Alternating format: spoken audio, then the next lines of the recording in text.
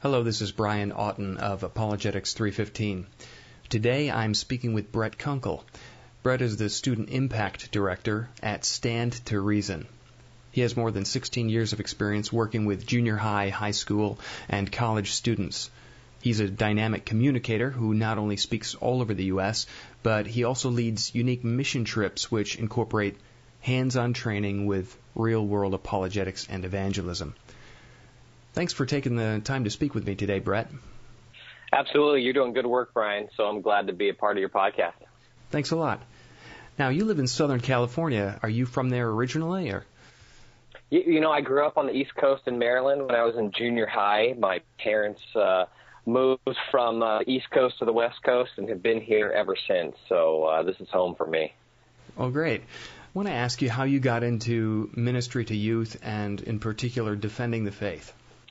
Well, I got into youth ministry when I was in high school. I had a youth pastor who really was a really strong mentor in my life, and he had come alongside me and was just a guide, and he kind of planted these seeds. I remember when I was I think a sophomore in high school, he would begin to say things like, "Hey, you know, what are you thinking about doing with your life?" And you know, I had certain ideas, but he would throw out these things like, "Well, you know, have you ever thought about youth ministry?" And I never had thought about going into youth ministry in general. I thought that was kind of crazy at that point when I was in high school. But he just mentored me. It was a huge influence on my life, and I saw how God had used him to really direct my steps. So that's how I got into youth ministry. Eventually, I think when I was a junior in high school, I made a decision to get involved in full-time ministry. So did some internships under my youth pastor and the youth ministry there, and then eventually brought me on staff when I was out of high school and in college. Now, how I got into apologetics and defending the faith, it was really the responsibility of my philosophy professor at a local junior college here in Southern California, Dr. David Lane. Mm-hmm. Dr. Lane was not a Christian. He was, at that time, he was really into actually Hindu gurus from India, and just kind of this mix of kind of New Age, kind of Hinduism. But what he did was he publicly challenged my Christianity in class, in front of all my classmates. And there would be times where, as he discovered that I was a Christian, he would single me out in class, and he didn't do so in kind of the not with like the tone of the new atheist, kind of this angry, you know, have an axe to grind. But he was a very charismatic guy, but he just offered some very strong challenges within class. And so he would kind of dismantle some aspect of Christianity. He would turn to me in class, and before kind of opening it up for a class discussion, he would ask me, you know, if I had a response, knowing that I was a Christian. And I didn't. And but I had grown up in a Christian home. I had already made a decision. I was going into ministry, and so I would try and debate him after class. I would go to his office and sit down with him, and he would simply dismantle me. And I remember being in his office one day. He had me get out my Bible, and he slowly walked through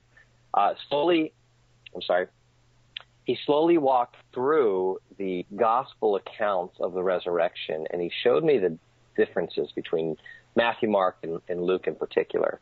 And his claim was that these were, you know, direct contradictions, and the Gospels were unreliable. And I remember this was the first time I had ever heard this challenge.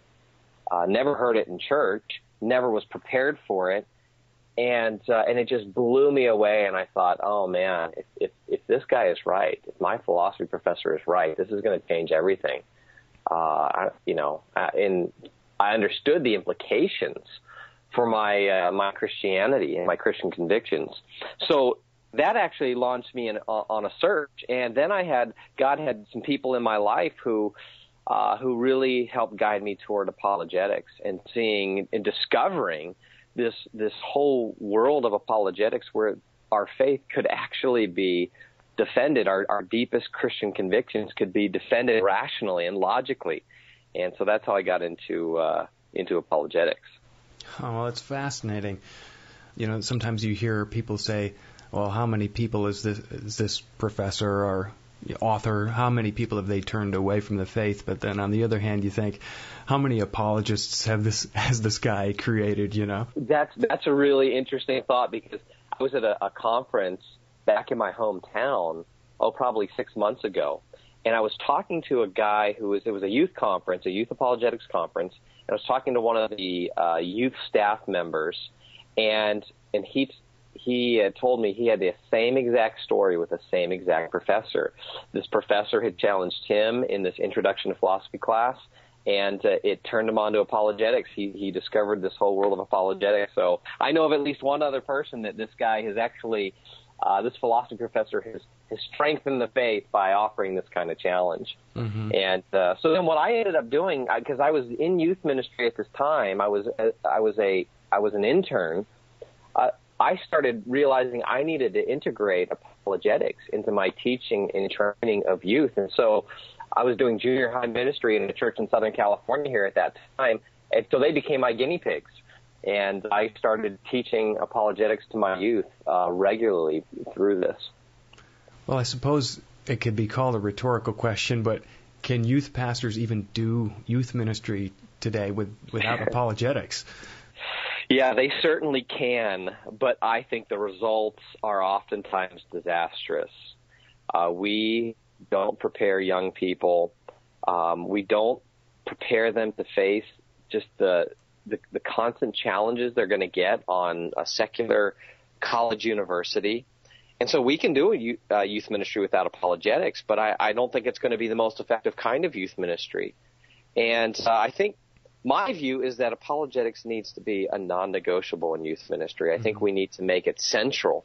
I mean, there is no biblical model of youth ministry that we unearth in the scriptures. Youth ministry is a recent phenomenon, and so I think we have a lot of freedom to take youth ministry and use it however we see fit. I think oftentimes youth ministries feel this pressure to simply replicate what the church is doing, and they end up segregating young people from the kind of the life of the entire body, and then they take on so much work and pressure on themselves. I would be happy to see youth ministries that focus solely on apologetics and really equipping their young people to not only survive in college, but to see their faith also thrive amidst the challenges they're going to face. So, yes, youth ministry can be done without apologetics, but I think, I think we see the results now where we have a number of young people and go to college, walk away. Mm-hmm. Now, you've been doing this for some time, so from your perspective, what do you see are the main spiritual challenges or the things that challenge young people's faith today? Yeah, in terms of the ideas, I think relativism still seems to be the biggest intellectual challenge young people face. And I think it's so challenging because they're simply infected by it. It is just part of the air they breathe, and they do not even realize it. They do not realize how relativistic they are. And so when I do my talk on truth, I include a test. So I'll talk to students about the differences between, objective and subjective truth, and I'll cash this out for them. We talk about ice cream and insulin as kind of the differences, and we lay the differences out, but then afterwards I test the students. I'll lay out 10 different claims. I'll say something like, that guy's shirt is red, and they have to identify, is that a subjective claim or an objective claim? But the last 4 claims are 2 of them are religious and 2 of them are moral claims. And when I get to those 4 claims, it's amazing to watch the switch flip in their minds. And when it comes to the religious claims and the moral claims, even when I'm talking to Christian kids, I expect that at least half of them are going to say that the religious claims are relative, are subjective. And then when it comes to the moral claims, you'll even have more Christian students embrace relativism when it comes to the moral claims. And it's just eye-opening. I'll have youth pastors just squirming in the back of the room as they watch their young people affirming relativism when it comes to religion and morality. And so I think I think relativism is still a huge challenge for young people, and they simply absorb it and are infected by it. But then, and I think relativism may be connected to this, but there's just a great apathy. Our young people are very apathetic, particularly when it comes to religion and when it comes to morality. And I think the relativism ties into that.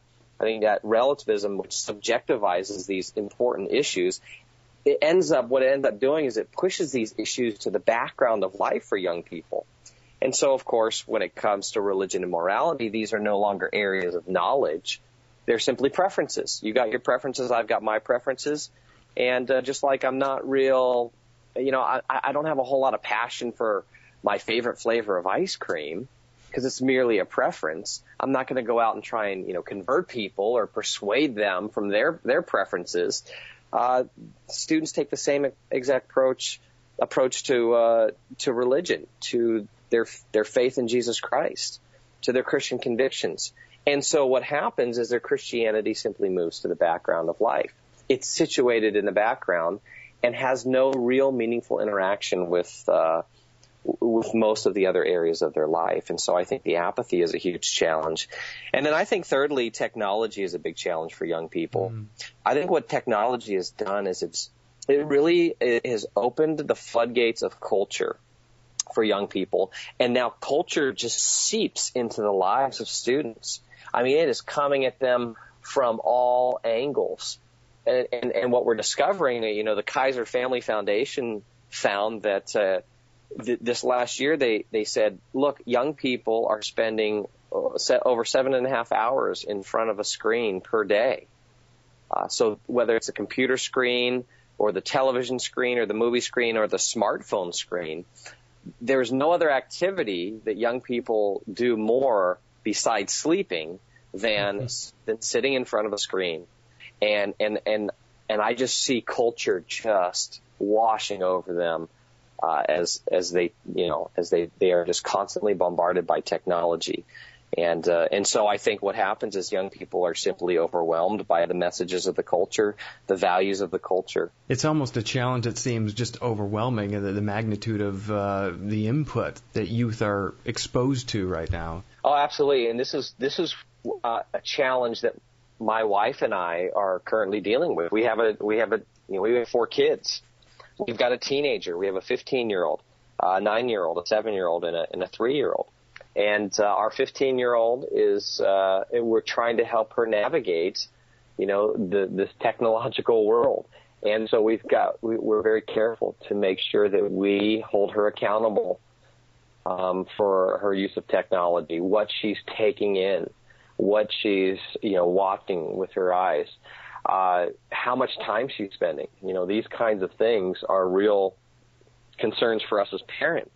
And I see it's something that you have to constantly be on guard about, and you have to be constantly watching and monitoring and helping your young person, develop good habits from a very early age. And I know my wife and I are very diligent about it, but I know that many of the parents out there, they're just overwhelmed with, the busyness of life and work and all those things. And so sometimes for them, the last thing they're thinking about is monitoring, their young people's technological habits. And I see just so many young people just constantly plugged in and just absorbing the messages of culture. Well, I think the work that you're doing among the youth, particularly, of course, if you will, countering some of the things that they're up against, but on top of that, equipping them to go out and be ambassadors for Christ, particularly about your mission trips that you take to Berkeley and to Utah and the sort of training that goes into them. Would you mind telling our listeners a little bit about what those mission trips are all about and how young people are equipped and go out to minister? Yeah, Brian, these have just been absolutely one-of-a-kind trips that we've been doing, and they're the one thing that I do. I get very excited about all of my work, but if there's one thing that has been most effective, it's been these trips. And what we do is we call it our theological mission trip to Utah. And then after doing that for several years, with actually a local ministry here in Southern California, the youth pastor, the former youth pastor, who's actually a good friend of mine, his name's Jim Wallace. He now has an organization, pleaseconvinceme.com. When he was a youth pastor, he said, these Utah trips have been so impactful on his students. And he planted a seed in my mind. He said, well, can we do something, though, that focuses more on apologetics and philosophy? And he just kind of, I think, off the cuff said, maybe take us to Berkeley or something. And so we developed a second mission trip we call our apologetic mission trip, where we go to Berkeley, California, and we go up there. The goal of these trips really is to help young people defend the faith. But they're so effective because we put students in situations where they have real-life, real-time conversations with Mormons or with atheists. And so what we do is we actually do training prior to the trip. We try to do at least 6 sessions of training, but then there's ongoing training on the trip. Training doesn't stop, once we get up there. Training continues, and so young people go up, they get to interact, they get to begin talking about these ideas, and I think these are just the most effective things we've done. I don't see why other, youth ministries can't just latch right onto that model and do it where they're located, whether they're on the, the East Coast, West Coast, or the Midwest. Why can't they also take that model, if you will, of finding their own mission field, equipping the youth to go out and engage with the people around them, and just be built up in their faith by actually going out there and using it? What do you think are the keys to making something like that effective? Is it the equipping and the using element, or what are your thoughts on that? Well, 3 things come to mind. I think, number one, it ends up being a wake-up call to the apathetic student. Mm-hmm. I think, when you put a young person in front of a Mormon, and that Mormon seems to know more about the Scriptures than that Christian young person does, that's an uncomfortable situation. And it wakes up that young person. It really shakes them out of their apathy. And so what we'll see on these trips, we'll see students go and they'll say, yeah, you know what, that Mormon seemed to know more about the Scriptures than I did. Now, of course, I know when they start telling me what the Mormon said, I can see how the verses are quoted out of context or how they've made bad arguments. The student can't see that yet. But so that Mormon has kind of manhandled them. And what those students do then is they're motivated to go study and find the truth. And so it's no longer me saying, or their youth pastor saying, hey, you need to know this, you need to learn this. Now there's internal motivation. It's not pressure from the outside, it's pressure from the inside. And so now they're internally motivated to go study because they know the next day we're going to go out and they may encounter another Mormon like that, or another atheist. And so it's a wake-up call. Secondly, it's interactive. We're teaching as we live life. We're having real conversations with real people. It's taking the training, it's taking the apologetics out of the classroom. And I think the classroom stuff is important. We got to do that. We got to do our teaching and our training. But then it's taking it out of the classroom and putting it into real life. And it's kind of like you've got a football team that's made up of a number of players. Not everyone's a starter. And oftentimes, if you're warming the bench and you warm the bench the entire season, you know what? You're just not as involved. You're not interactive with the game, mm-hmm. and you don't have as much ownership in it. And what we're doing is we're trying to take students off the sidelines and put them in the game here. And what we find is they come to life. And I think lastly is that students now, for these few days that we're on these mission trips, is they're kind of spending every waking moment intentionally focusing on the cause of the gospel. And what it does is, these trips really produce a lot of joy and passion in young people. I mean, it's great to take a student up for 5 days to Berkeley, and at the end of that trip to see them just fired up and to be passionate.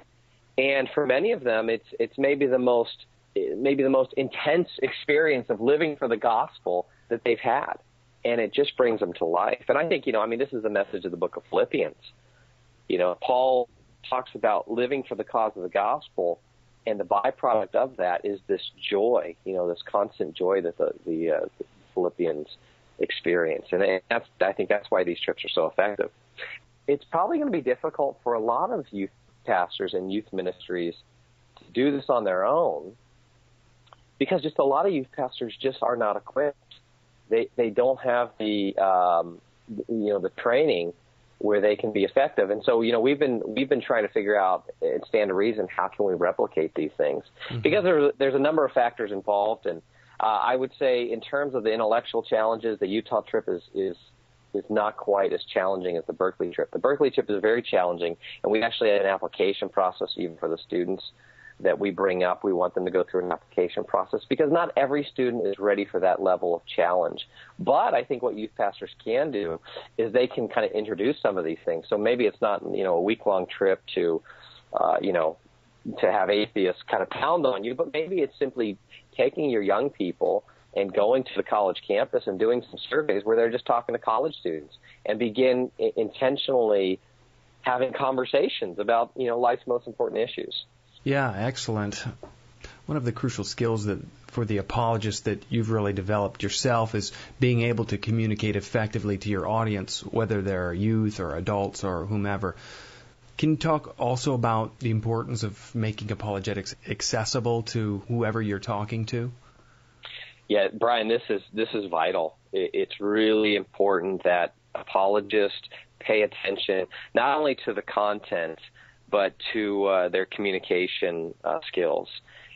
You know what? If we don't make apologetics accessible, then we run the risk of making it irrelevant to people.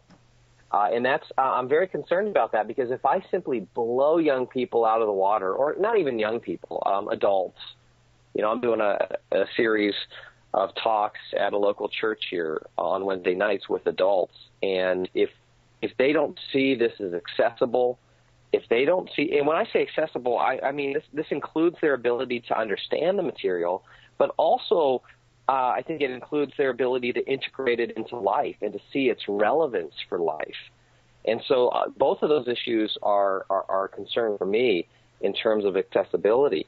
And so we have to, to communicate effectively, we have to help bring some of these concepts out of the academy and, into the church so that they can understand them. And, so there's some sifting through some material that we have to do. When I certainly want young people to be trained in philosophy. I mean, they're using philosophy all the time, whether they realize it or not. But they may not need to know all the various epistemological theories out there. So what we've got to do is we've got to just do this work of translation. And so it's taking some of these difficult concepts, these abstract concepts, and putting some handles on them so that so people can understand them. And then also, I think the second step too is then helping them to see that ideas do have consequences. We hear that phrase a lot, but we've got to help them see how ideas get played out in life, how ideas get played out on the world stage, and to see the very practical nature of ideas, that ultimately we live at the mercy of our ideas. So I think this is a crucial aspect for apologists. Well, you seem to be doing that as well with this website that you've developed with Stand to Reason, providing resources to equip young people as well. And so that this year I've seen you've developed STR Place, where you've got a video blog and you ask questions and you have people submit their answers, and then you're sort of doing an interactive discussion on a weekly basis. Can you talk about what you're doing on your website and the blog and how that's meant to equip people for defending the faith? Yeah, as we have been thinking through how we can best train young people, one of the things we realized in some of our research is that in terms of the amount of time that students are spending online, about 60 to 70% of that time is spent accessing video content. And so what we wanted to do, our goal at Stand to Reason all the way through the organization is the same. It's to help Christians think clearly about their faith, to be able to defend their faith graciously in a winsome manner. And so what we wanted to do is take that training that we do to help train Christians to think clearly, and just look at the methods that we're using. And we wanted to put our training into the forms that young people are accessing. And so, if 60 to 70% of young people's internet use is video content, well, then we said, hey, look, let's see if we can take our content and put it in video form and to make it, just that much more accessible to young people. Now, we certainly don't want them to just simply stay there. For us, we see the video content as really maybe at the top of the funnel. I mean, ultimately, I want young people to be reading books, to be studying deeply. But you got young people at all just different levels. And so kind of, as we look at our training maybe as a funnel, maybe at the bottom of that funnel, it would be ideal to have a young person who is just, studying scripture on their own with a proper hermeneutic, they're reading philosophy and apologetics on their own. But we know not every young person's there. And so we want to catch as many young people as possible. So at the top of that funnel, we've got the STR Place website. We've got the STR Place blog. We've got a YouTube channel. We've got a Facebook page. We're using Twitter. We're trying to use social media and these things that young people are using to kind of bring them into that funnel and to begin to train them, to ultimately get them to a point where then they'll eventually train themselves. And so that was our thinking behind the website, is really to kind of figure out where are young people at on their own. Let's get on their turf a little bit, and let's kind of take our training again, make it more accessible to them. Well, speaking of equipping, Brett, you know the importance of mentoring others as well as having mentors in your own life. So maybe right now, say you're speaking to a young person who has really gotten into apologetics and defending the faith, and now they're at the point where they're wondering, well, should I pursue this as a specific direction in my studies? What sort of advice would you have for them, for that student who is at the, if you will, at the bottom of the funnel and is really trying to focus more? Yeah, I guess I would want to tell students that no matter what field of study they go into, that apologetics and defending the faith is a responsibility of every believer in every field. And so, certainly I think we need our professional apologists, and of course, I'm going to encourage young people that want to go into that field to go into that field. But I also want them to see that whether they're studying psychology or history or science or business, whatever they're studying, they need to be apologists in those particular areas, and help them really to, of course, to cultivate a Christian worldview, and then to see how that plays out in every area of life. And so if they're going to go into psychology, I want them to be an apologist in the field of psychology, and certainly to argue for, for a Christian view of human persons. And so I think this is a responsibility of every believer, no matter what field. I would suggest that young people find mentors, and find mentors in two different ways. Number one is that find mentors through good books, and these would be mentors from a distance. And so find the best books that are written by Christians in your particular field. If it's apologetics, find the best apologetics books and read those books. If you're doing science, find the best books on intelligent design, read those books.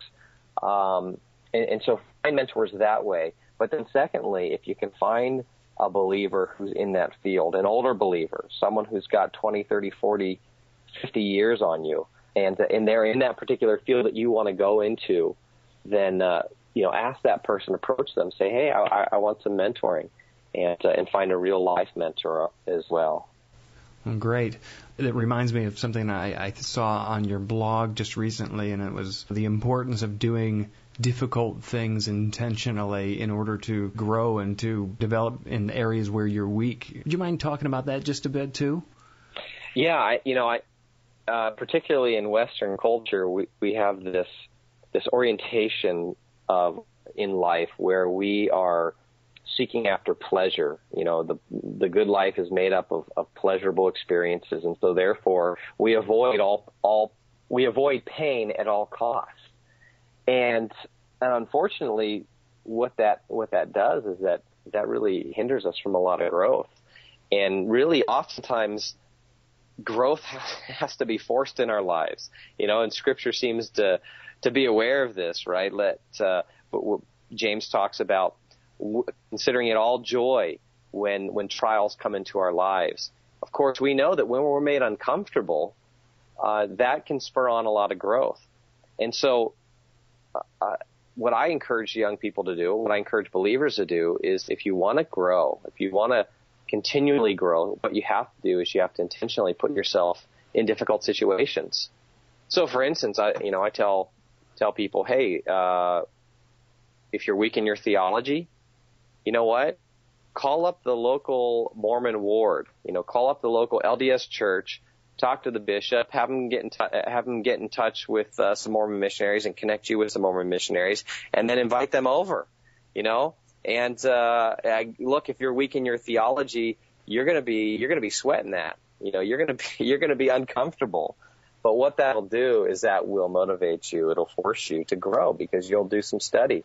You'll have the Mormons come in, and maybe they'll really offer a challenge for you. And when they leave, gosh, I bet you'll be motivated to open up that theology book and begin to learn what you believe and why you believe it. And so there's all kinds of ways we can make ourselves uncomfortable, and I think we have to value that. We have to value discomfort over comfort for the sake of our spiritual growth and our intellectual growth. That's good stuff. Say you're speaking also to those who are like yourself involved in ministry to youth or young people. What kind of encouragement would you want to give them to continue to develop themselves as disciple makers to the next generation? I'd say first off, value your work with young people. Oftentimes, youth ministry can be seen as a stepping stone to quote unquote real ministry, and I think that youth ministry in and of itself is highly valuable. In fact, it might be our most strategic work. Most people indicate that they come to Christ before the age of 18.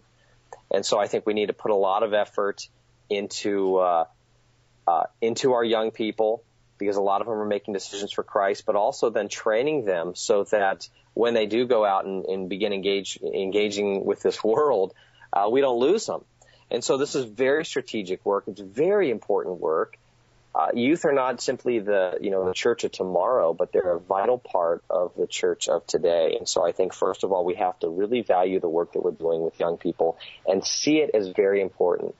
But then my second piece of advice would be that you need to make apologetics and clear thinking and Christian worldview an essential part of your ministry with young people. It cannot be optional. And unfortunately, in so many of our churches, it's optional. I go speak to a church and I discover, their apologetics ministry is this small group of people over here in the corner. And, and they often churches tolerate, they kind of tolerate the apologetics ministry, but for the most part, the rest of the congregation kind of, is focusing on, the real things that need to be done. And I think apologetics needs to be integrated in entire life of the body, and in youth ministry, this should just be something that you're thinking about week to week to week. Whether you're a Christian school teacher, a Christian educator, or a youth pastor, or even a parent, to continue effectively making disciples of Christ, I think we have to see apologetics as an essential part of disciple making. It's not optional. Well, Brett, as we wrap up, if churches want to get in touch with you regarding youth events or apologetics training or missions opportunities, what's the easiest way for them to find your resources and to get into contact with you? Well, thankfully, I got a great partner at Stand, and her name is Amy Hall, and she keeps me organized, and she keeps me from messing up my own schedule, and she would be the person to contact, and she can be reached at through email, amy@str.org. It's amy@str.org.